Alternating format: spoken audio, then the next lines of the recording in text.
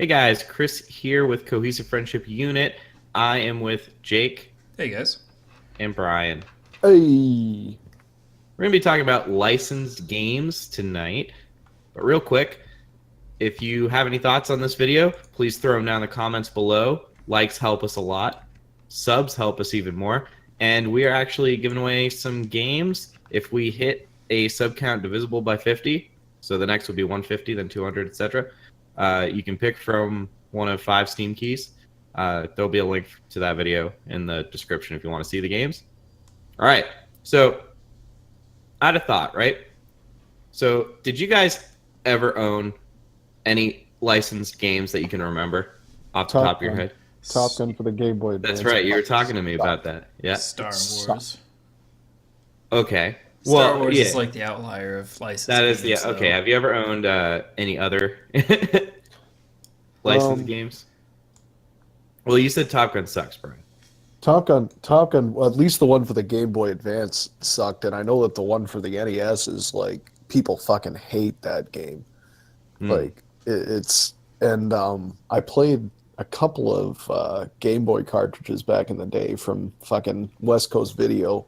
Pour one out, if you Pour one remember West out. Coast Video. But I played a couple of the like the tie-in ones, like the franchise ones. I think there was like a Toy Story game and like Oh, I the had one with the chickens. It was like Wallace and Gromit, except it had chickens in it. Uh-huh. And they weren't very good games. Like they're never very good. It's like either a shitty platformer or some sort of quote unquote flight simulator Yeah. or a mixture of the two. And that's pretty much all you get. A few that come to mind for me, I own the Toy Story game on the N64. I owned a Lilo and Stitch game, Dexter's Lab game on the Game Boy Advance. I played a Rugrats game that was fucking atrocious.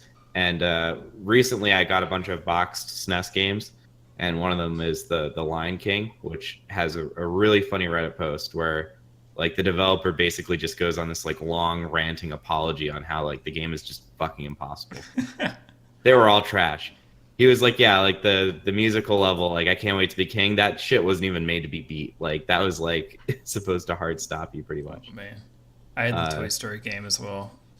That game was pretty good, though. Well, I guess it was good for, like, yeah. young me. When you're young. That and the Emperor's New Groove game. Yeah, we played that a lot. Yeah. But okay, I think with the exception of Star Wars, they were all trash, right? Like Pretty much, yeah. Yeah. pretty much. So I was just thinking about that Fortnite Infinity War kind of collaboration that went down, where you could get the Infinity Gauntlet and become Thanos or whatever in Fortnite, and how like the theme of the season was superheroes and stuff. And I think that was generally a crowd pleaser. Nobody was like mad at that, and nobody thought it ruined the game, and people were kind of excited for it. Yeah. And it didn't like compromise the integrity of the game or anything. It was still fun. It was still fun Fortnite, and I feel like Disney was happy because they were essentially advertising their IP. Like if there was an Infinity War video game, I feel like it wouldn't reach as big of an audience as if there was this Infinity War tie-in with Fortnite. Well, there's like a Marvel's Avengers, like, online MMO RPG or something like that, and it looks like trash. Well, Yeah. how many Avengers are there? Like, eventually you just get to the point where everybody's like, you have 3 or 4 Stretchy Man or whatever the fuck his name is, and you know, it, it, it's just the problem with it is like there's so much effort required to make a good video game because there's so many like shitty video games out there, and there have been so many shitty video games. Like the effort threshold is so high, And the time threshold. Yeah. and the time, because you're trying to get it timed with the theatrical release. Like you can't get it off. You have to make that deadline. So you get games that are trash. I mean, my big problem with it is like especially with superhero movies, like if the whole thing wasn't just an advertisement for the next movie that's coming out, like I would feel differently about it, but I don't know, it's just too much advertising. Like Well, If it so doesn't do anything and it doesn't affect the gameplay and it's innocuous, then on that level, I'm fine.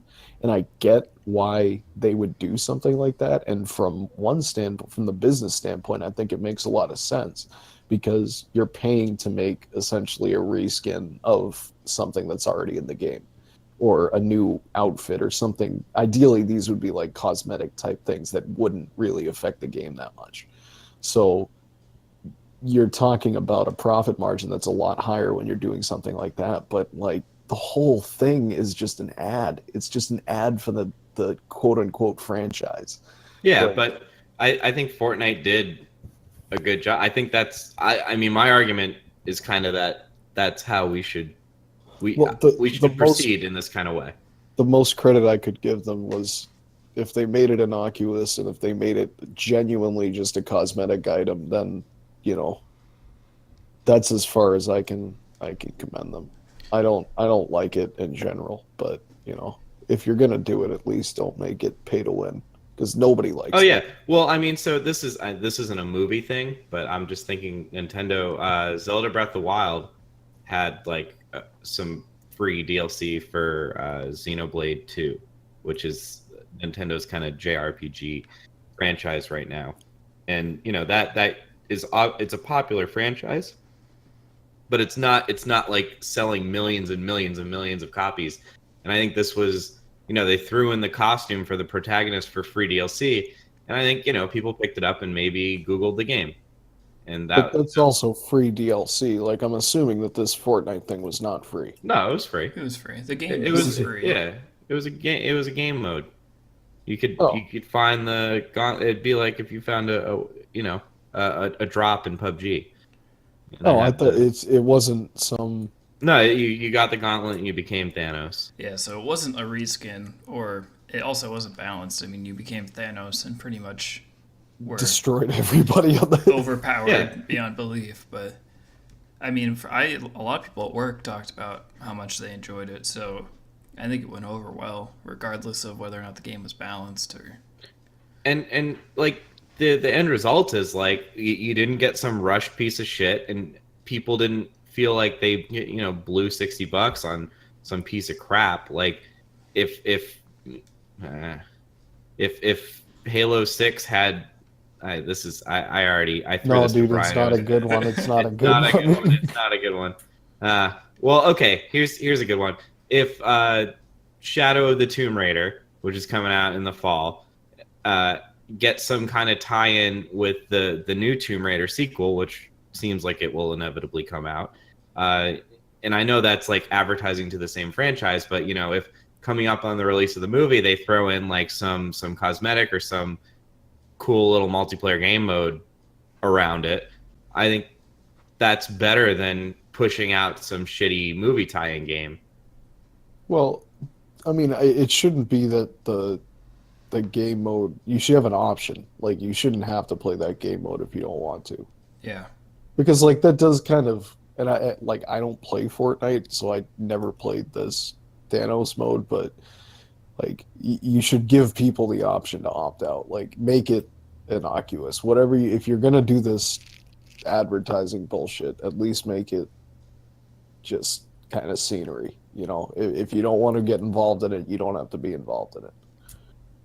Yeah, yeah, That's my 2 cents. Yeah. That's definitely like the line is drawn at like as long as you're not forced into this and it's not overly overbearing advertising. I think it's great. I think it's a great new approach to advertising, and it's kind of, I guess, all thanks to having large online games, whereas before your only option was shitty licensed games that came out quick. yeah, yeah. I think this is it's definitely something that could realistically only exist in like an age of where you could patch things in, or throw some free DLC your way. But I think at the end of the day, everyone's happier. Like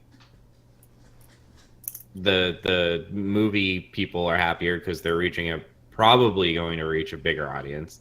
the game devs are happier. At least I'm sure in the Fortnite case, it was nice to be associated with like what is realistically going to be the most successful movie of all time. For now, until they come out with the next one and everybody goes to see that one. Yeah, Yeah. for now. And from people who are playing games perspective, like you already own the game, and if you don't own the game, like if they did some kind of Overwatch thing, then it's probably better to buy Overwatch if you really wanted to play this exclusive mode or get this exclusive thing. It's probably better for you to buy Overwatch than to buy whatever crap would have been peddled out to you with the alternative. Right. What they would have used to do. Even like paid skins would be great compared to compared some to of those games. If you like it, you buy it. If you don't, you don't, and it has no effect either way. Yeah. Yeah. Well, I think that works. I like You it. guys think that work? I like it. So what's the next most ambitious crossover that we're gonna see? I got one cooking. Do you? All right. What Well, is it? yeah. Why don't go ahead? We're gonna see Chris Pratt from Jurassic World in Smash 5. Is he gonna be a character or is he gonna be Yeah, a skin? yeah, for, like, yeah. No, he's gonna be a boxing guy? character, and it's gonna be no, he's not gonna be Little Mac. It's gonna be Chris Pratt, and the announcer's gonna say Chris Pratt, and that's it. Oh, is he gonna be able to summon like raptors? Oh yeah, yeah. Like That's his Pokemon final trainer? smash. That's his final smash, dude. That's dope, dude. I'm ready. Yeah. Pre-ordering right now. I think it's gonna be. I think it's gonna be Budweiser and Mario. To be honest, like instead of you It's get, me. yeah, instead of super mushrooms, like you get a Budweiser, 6-pack. You drink the 6-pack, and then you get real strong, and you start like. Ooh, I got a good one. I got a good one. Instead of the fireball flower, you just throw the bottles. Yeah, you just throw bottles. Bottles. Like the Hammer Bros. Yeah.